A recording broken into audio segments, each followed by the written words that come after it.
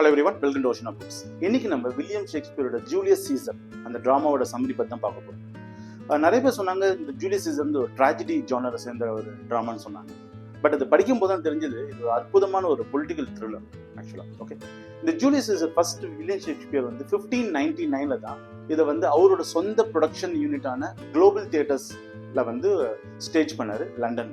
Julius Caesar drama Roman எம்பையர்ல ஒரு முக்கியமான ஒரு இன்சிடென்ட்டை பேஸ் பண்ணி தான் ஷேக்ஸ்பியர் வந்து எழுதியிருக்காரு.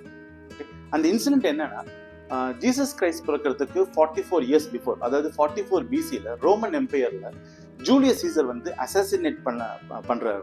ஓகே, அசாசினேஷன்னா ஒரு பொலிட்டிக்கல் மர்டர், கொலை செய்யப்படுறாரு. அந்த கொலை ஏன் நடந்துச்சு, அதுக்கப்புறம் ரோமன் எம்பையருக்கு என்ன ஆச்சு அப்படின்னு சொல்லிட்டு தான் இந்த ஜூலியஸ் சீசரோட கதை. இந்த ரோமன் எம்பையரை பல சர்வாதிகாரிகள் வந்து ஆண்டிருக்காங்க.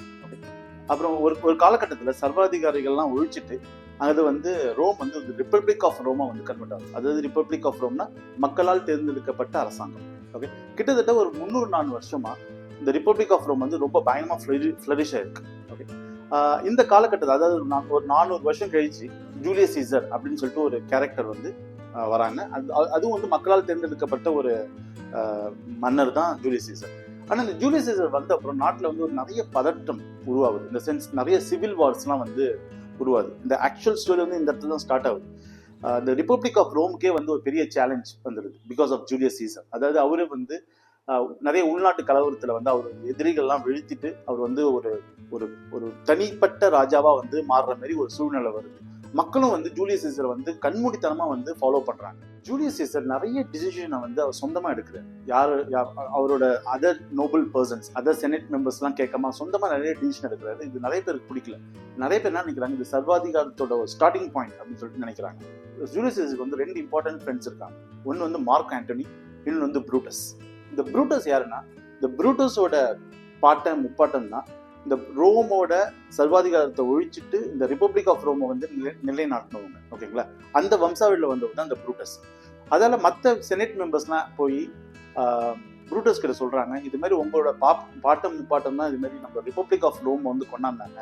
இப்ப அந்த ரிப்பப்ளிக்கே ஒரு பெரிய வந்து ஒரு ஆபத்து வந்துருக்குது. இதை வந்து நம்ம சால்வ் பண்ணணும். அதுக்கு ஒரே வழி ஜூலியஸ் சீசரை வந்து நம்ம அசாசினேட் பண்ணிடணும். அதாவது ஒரு பொலிட்டிக்கல் மர்டர் நம்ம வந்து ஜூலியஸ் சீசரை பண்ணணும்னு சொல்லிட்டு மொத்தம் 8 பேர் சேர்ந்து ப்ரூட்டஸ் வீட்டில் வந்து இந்த டிசிஷன் எடுத்து அடுத்த நாள் அவரை சாவடிக்கணும் அப்படின்னு சொல்லிட்டு டிசைட் பண்றாங்க. இந்த கொலையை பிளாட் பண்ண 8 பேர்ல 7 பேருக்கு வந்து ஜூலியஸ் சீசர் சாவணும் அப்படின்னு சொல்லிட்டு ஒரு செல்ஃப் ரீசன் இருந்துச்சு, செல்ஃப் மோட்டிவ் இருந்துச்சு. ஓகே, ஆனா ப்ரூட்டஸுக்கு ஒரு ஆள் கொண்டுதான் நாட்டுக்காக தன் நண்பனை சாவடிக்கணும், வேற வழி இல்லை அப்படின்னு சொல்லிட்டு நம்புறாரு. ஓகே, அந்த 8 பேரும் வந்து அடுத்த நாள் வந்து சீசரை போய் மீட் பண்றாங்க. ஒரு பர்டிகுலர் விஷயத்தை பத்தி டிஸ்கஸ் பண்றாங்க. சில பேரை வந்து சீசர் வந்து நாடு கடத்திருக்காரு, அது நாடு கடத்தக்கூடாது சீசர், அந்த டிசிஷன் வந்து வாபஸ் வாங்கிக்கோங்க அப்படின்னு சொல்லிட்டு சொல்றாங்க. ஆனா வந்து சீசர் வந்து கேட்கவே மாட்டாரு. ஓகே, நாடு கடத்தினது தான். ஓகே, நான் யார் சொன்னாலும் கேட்க மாட்டேன், ஏன்னா நான் சீசர் அப்படின்றாரு. ஓகே, இந்த டிஸ்கஷன் நடந்துட்டு இருக்கும் போது அந்த குரூப்ல ஒரு ஒன் ஆஃப் தி மெம்பர் கேஸ்கா, அவர் என்ன பண்றாரு, கத்தி எடுத்து சீசரோட முதுகுல வந்து குத்திடுறாரு. குத்தின உடனே இன்னொரு இம்பார்ட்டன்டான ஒரு கேரக்டர் கேசியஸ், அந்த கேரக்டரும் வந்து சீசரை வந்து குத்துறாங்க. ஓகே, உடனே வந்து 7 பேரும் மாத்தி சீசரை வந்து எல்லா இடத்துலயும் குத்துறாங்க. கை, கால், உடம்பு, நெஞ்சி, முதுகு எல்லா இடத்துலையும் போட்டு கிழிக்கிறாங்க. ஓகேங்களா, ஒரே ரத்த வெள்ளத்துல இருக்கிற சீசர் எல்லாரையும் தள்ளி விட்டுட்டு கடைசியா ப்ரூட்டஸ் அந்த பக்கத்துல நிக்கிற ப்ரூட்டஸ் கிட்ட போய், ப்ரூட்டஸ் என்னெல்லாம் குத்துறாங்க, என்னை காப்பாத்து, நம்ம 2 பேரும் வா, என்னோட வந்து சண்டை போடு, என்னை காப்பாத்து அப்படின்னு சொல்றாரு. உடனே ப்ரூட்டஸ் டைம்ல என்ன பண்றாரு, கத்தி எடுத்து சீசரை வந்து குத்திடுறாரு. உடனே சீசர் வந்து குத்தின உடனே சீசர் வந்து one of the most famous dialogue, you too Brutus அப்படின்றாரு. அப்படியே அந்த டைலாக் சொல்லிட்டு சீசர் வந்து அப்படியே ப்ரூட்டஸோட காலடியிலேயே வந்து இறந்து போயிருக்காரு. ஓகே, இந்த விஷயம் தெரிஞ்ச உடனே அப்படியே விஷயம் வந்து பயமா பரவுது. உடனே மார்க் ஆண்டனி இருக்காரு பார்த்தீங்கன்னா, இன்னொரு ஃப்ரெண்டு, அவர் வந்து ஒடியாடுறாரு சீசரை பார்க்கறதுக்கு.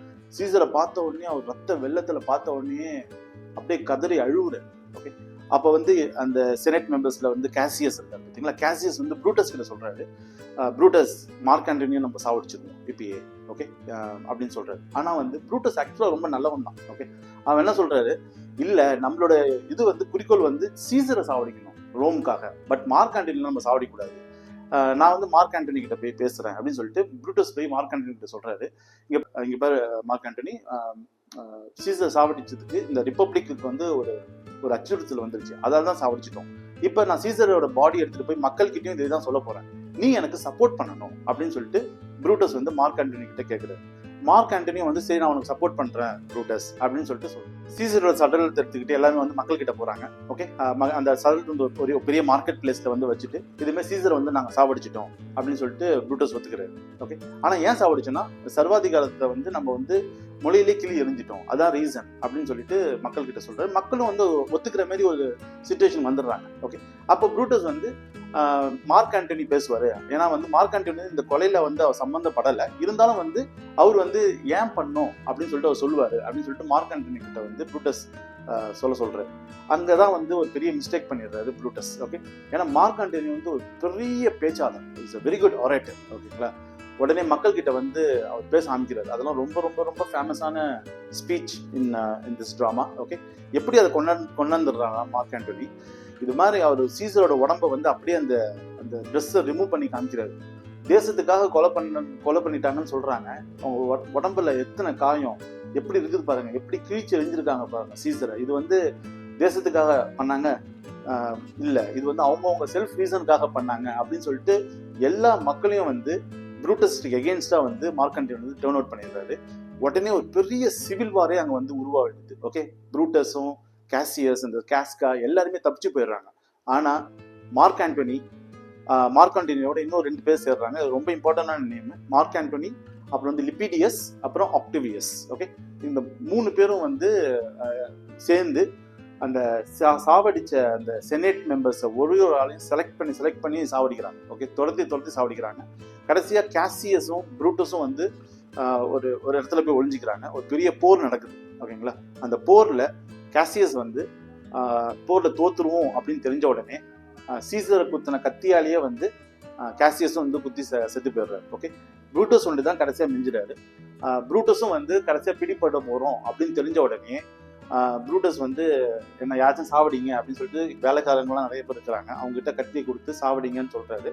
ஆனா யாருமே வந்து சாவடிக்க மாட்டாங்க ப்ரூட்டஸ். ஓகேங்களா, ஆனா ஸ்ட்ராட்டோ அப்படின்னு சொல்லிட்டு ஒரு வேலைக்காரன் இருக்காரு, அவர்கிட்ட வந்து கத்தியை கொடுத்து ப்ரூட்டஸே போய் அந்த கத்தியை மேலே குத்திட்டு ப்ரூட்டஸும் வந்து சூசைட் பண்ணிக்கிறாரு. ஓகே, அதாவது சீசரை குத்தின கத்தியாலேயே ப்ரூட்டஸும் வந்து தன்னைத்தானே குத்திக்கிட்டு இறந்து போயிடுறாரு ப்ரூட்டஸ் இறந்தப்பறம் மார்க் ஆண்டனி வந்து ப்ரூட்டஸ் வந்து பாக்குறாரு, இந்த சடலத்தை வந்து பாக்குறாரு. ஓகே, என்ன இருந்தாலும் ப்ரூட்டஸ் வந்து ஒரு நோபல் பர்சன். ஓகே, அவன் சீசரை கொன்ன ரீசன் வந்து ஒரு நோபலான ரீசன் தான். ஓகேங்களா, அதால வந்து இவருக்கு வந்து ஒரு ஸ்டேட் ஹானர் கொடுக்கணும் அப்படின்னு சொல்லிட்டு ஒரு ரோமுக்கான உண்டான ஹையஸ்ட் டெத் ஹானர் கொடுத்து ப்ரூட்டஸோட சடலத்தை வந்து அவங்க வந்து அடக்கம் பண்றாங்க. சீசரோட கதை வந்து இதோட ஸ்டாப் ஆயிடும். ஓகேங்களா, ஆக்சுவலா அந்த கதை பார்த்தீங்கன்னா Brutus, Julius Caesar, Mark Antony இந்த 3 பேருக்கு இடையிலுக்கான அந்த நட்பு இருக்கு பார்த்தீங்களா, நட்பு, அதோட அந்த பொலிட்டிக்கல் பேக்ரவுண்ட், இதுதான் இந்த டிராமாவோட ஆக்சுவல் கிரக்ஸ். ஓகே, ரொம்ப பியூட்டிஃபுல்லா ஷேக்ஸ்பியர் வந்து எழுதியிருப்பாரு. நிறைய பஞ்ச் டைலாக்ஸ் இருக்கும். ஓகே, நிறைய பேருக்கு வந்து ஜூலியஸ் சீசரோட பஞ்ச் டைலாக்ஸ்லாம் வந்து இன்னைக்கும் வந்து நிறைய பேசப்படுற டைலாக்ஸ்லாம் இருக்குது. ஓகே, இந்த கதையை படிக்கணும்னா அஸ் யூஷுவல் நம்ம ஷேக்ஸ்பியரோட புக்ஸ் வந்து கொஞ்சம் கஷ்டமா இருக்கும் படிக்கிறதுக்கு. To start with, I think you can read this Guide to Julius Caesar by Alistair MacLellan. Okay, இது வந்து ஒரு நல்ல தொடக்கமா இருக்கும், so that you can get introduced to Julius Caesar and Shakespeare's world. Okay, thanks for watching this video. இன்னும் நம்ம ஷேக்ஸ்பியரோட dramas பற்றிலாம் பேச போகிறோம். So stay tuned. Until then, keep learning. Happy learning. Thank you.